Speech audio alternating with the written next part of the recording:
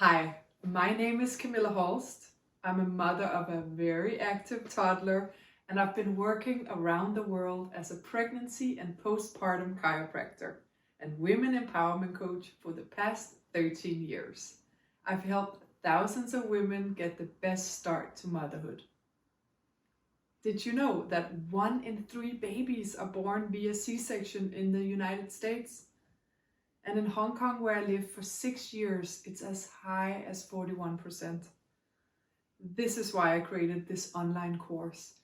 So many women experience a traumatic birth and are just sent home to figure it all out by themselves.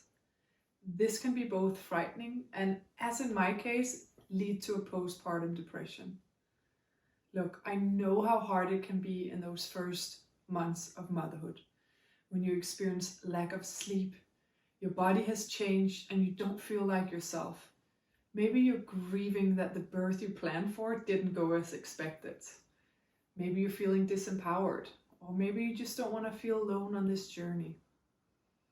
When I finally found out that I was pregnant after 5 years of trying several fertility treatments, it was the happiest day of my life. It was like the missing piece of the puzzle.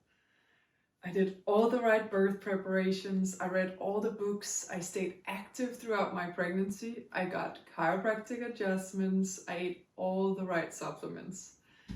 I enjoyed my pregnancy and I was in a very good mindset about the whole giving birth thing. I had planned a calm, unmedicated water birth at home, and I had a good routine of meditating daily and visualizing meeting my baby and enjoying the golden hour with my baby on my chest for the first hour. On Tuesday, May 5th, 2020, I went to bed with mild contractions and tried to get a good night's sleep. So I was rested and ready to give birth. When my water broke at 6 a.m. in the morning, I was thrilled. I was going to meet my baby soon. Unfortunately, because it was in the start of the COVID pandemic, the Minister of Health had just banned home births a week before my due date, and that forced women to go to hospital to get the help that they needed. So I was not expecting that at all. I decided instead to stay at home as long as possible because I knew I wanted peace and quiet to focus on my breathing during the contractions. And so I did, until my midwife friend came by on her way to see another patient. She examined me and told me I was already 7 centimeters open and I needed to go to hospital now. In the hospital, I was lucky enough to get a bathtub to continue my birthing process. So far, so good. I remember starting to throw up because of the pain, and I felt happy because I knew this was the transition period, just before the pushing would start, meaning I was even closer to meeting my baby. But after a while, they told me to get out of the water, and that's when everything went sideways. My bladder was full and they couldn't empty it, meaning every contraction I had, my baby's head wouldn't turn and move all the way down the birth canal.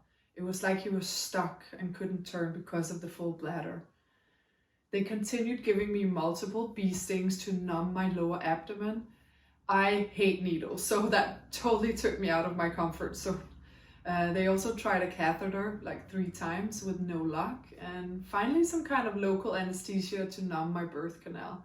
But none of it worked. Baby was so stuck and I was getting increasingly more pain from my almost bursting bladder at this point.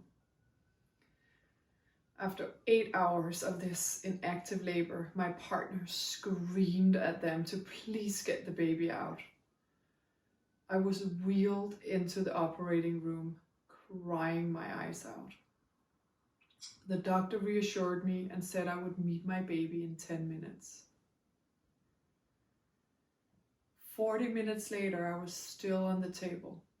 I remember hearing one of the doctors say to her colleague that they were having trouble stopping the bleeding. I started feeling faint, and I remember looking over at my partner saying, "Please take care of our son." I was sure I wasn't going to make it out of there. That's when I heard my baby cry. I was too weak to hold him, and I didn't see him until I was in the recovery room. I remember thinking, is this even my baby? Because I didn't see him come out. So I was already at this point a bit detached.